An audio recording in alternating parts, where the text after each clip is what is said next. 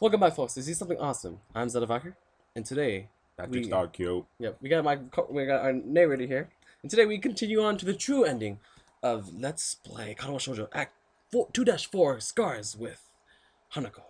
In the last episode, I kind of told you guys because I knew it wouldn't be the correct answer, and so I went back and I will be preloading this video. Well, I will be preloading that video to this video, but to say the least, is that there will be no adult material in this episode, but we shall go on with trust my own judgment. I listen carefully to what Lily has to say, but I can't bring myself to agree with her. I want to be with Hanako more. I want to be a better friend to her, to support her when she needs support, and to be there when she most needs people. I think that now is one of those times. The memory of the store owner we met in town together still puts me off. Anyone who takes even the slightest glances at Hanako ends up staring, and to fault them for it would be completely hypocritical given my own reaction. I don't like my own scarring either, but at least I can cover it up with something as simple as a shirt. I can't imagine a life where every day would be spent trying to hide myself as much as possible. And on top of that, Hanako doesn't even have people around her that would support her no matter what she looks like. I live away from my parents, but I can still contact and visit them when I wish. I'm all over the best course of action in my head and find myself trying to verbally agree with Lily as softly and as ambivalently as I can. We make some small talk afterward, but the both of us really don't have much to stomach for it in the light of recent events. We say our goodbyes before I hang up. There is at least one thing I can do for Hanako. If I make this small gesture for her, I can only hope that she allows me to come that little bit closer. After talking to Lily at the end of the school day, I sat at my desk and looked out the window, idly watching students leaving the school building. Usually they left in groups, but even when they left alone, they'd say goodbye to their first friends first. It's completely normal, something that I have missed completely had it been any other day because it's so mundane. But it, but it's also something Hanako has never had in the time that I've known her. As I stand outside of Hanako's door for a second time, as in as many days, that fact doesn't leave my mind. I hold two plates in my hands. One on each is not exactly the most hearty of meals, but I want to be sure that Hanako is at least feeding herself. It may also be a way to gain a little leverage in her getting her to let me in. Lily and I have tried our best to be there for her. Ever since she broke down in class, I've dearly wanted to protect Hanako. Such a thing happening to her again, or even something worse, is something I don't want to think about. The door gives a solid series of thuds as I knocked on it while carefully propping up one plate on my other arm. I doubt Hanako will open for me, so all I can really hope to accomplish is to attract her attention. Evening, Hanako. It's just me. I pause for a moment to see if she will respond, but the fact that she doesn't isn't very surprising. I I have some food for the both of us. Could I come in? What feels like a very long time, some muffled noises from the floor below are the only sounds to be heard. Then I hear the sound of bare feet on the floor coming up to the door, and I have to stifle a sigh of relief as I hear the door's lock being worked. Hanako opens the door. I look at her intently. She looks up momentarily to the plate on my left hand. It's a modest curry dish I quickly made from a packet. Her eyes move to the plate in my right hand, which holds the same thing, before looking down again. As she shuffles back into her room, I realize that I haven't said a word to her. Glumly follow her in, slightly embarrassed by having been so wrapped up in observing her. More than ever, the gray and stark atmosphere of Hanako's room feels like a reflection of her personality. The voices from outside become completely inaudible, and the silence inside oppressive once I close the door. Walking to the far end of the room, I placed the two plates on her desk. I'm thankful that she let me in, but as I turned to face her, I can't help having second thoughts about coming to see her. I don't believe Lily was right though.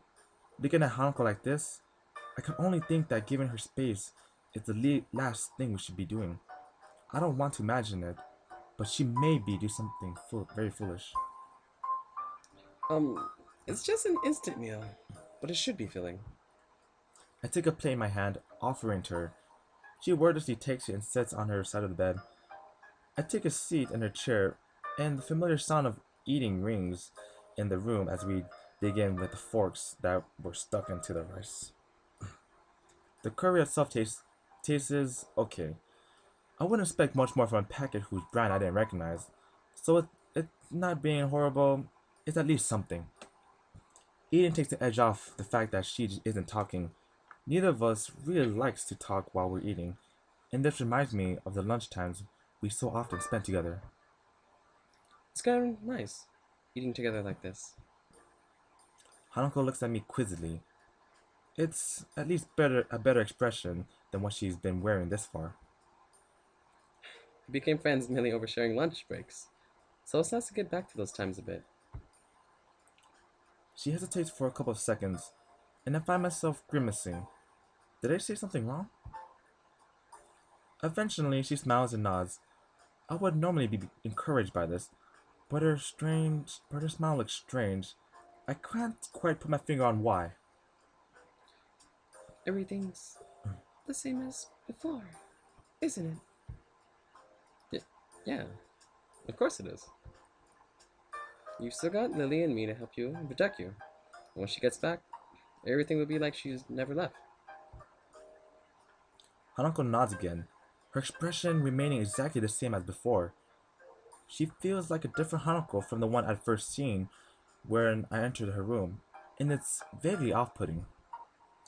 Both of us go back to finishing our dinner after the short exchange. Despite Hanako looking happier than before, my eyes keep flickering to her as if to reassure myself of this fact. Before long, the last of Hanako's curry is cleared. I finish the last of mine as she puts the empty plate on the desk and place my own empty plate and used fork on top of hers. I briefly wonder what I should say, desperately wanting to avoid another awkward silence or the prospect of her leaving her room after so short a time, but Hanako is the one to speak first. I I was wondering, since you're here, She quickly goes to one of her drawers and after a minimum of fussing around, pulls out her chessboard. would you like to play?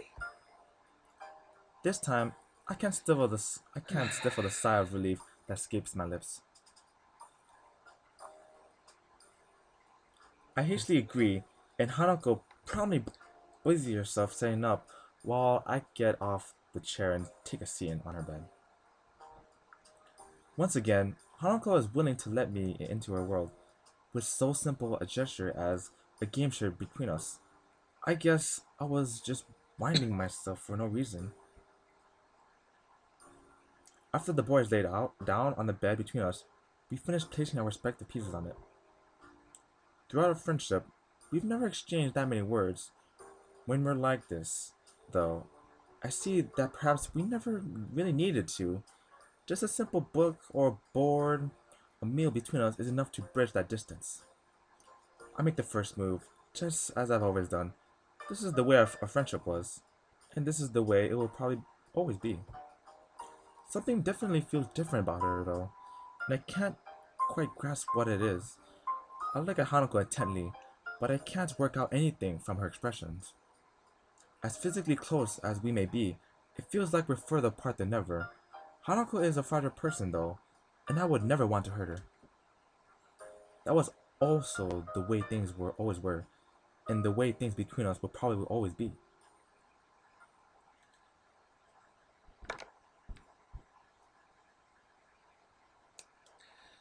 And so, that brings us to a better ending of Karawa Shoujo, Hanako's story side. Within the previous video, we saw a little bit slight change in the story.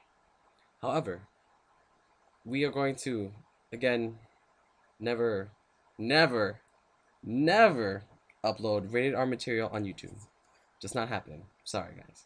You guys really want to see it for yourself? Play the game. Download it. KatawashShoujo.com. Seriously, just KatawashShoujo.com. Those guys are awesome.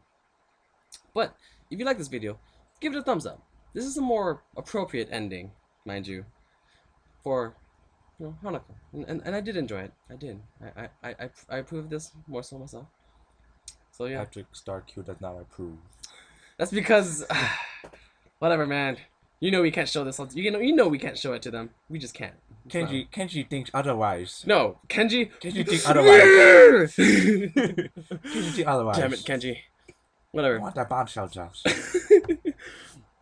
Well, folks, I hope you guys like this. Give it a thumbs up if you did. Leave your comments below, and subscribe if maybe I'll reveal more interesting endings.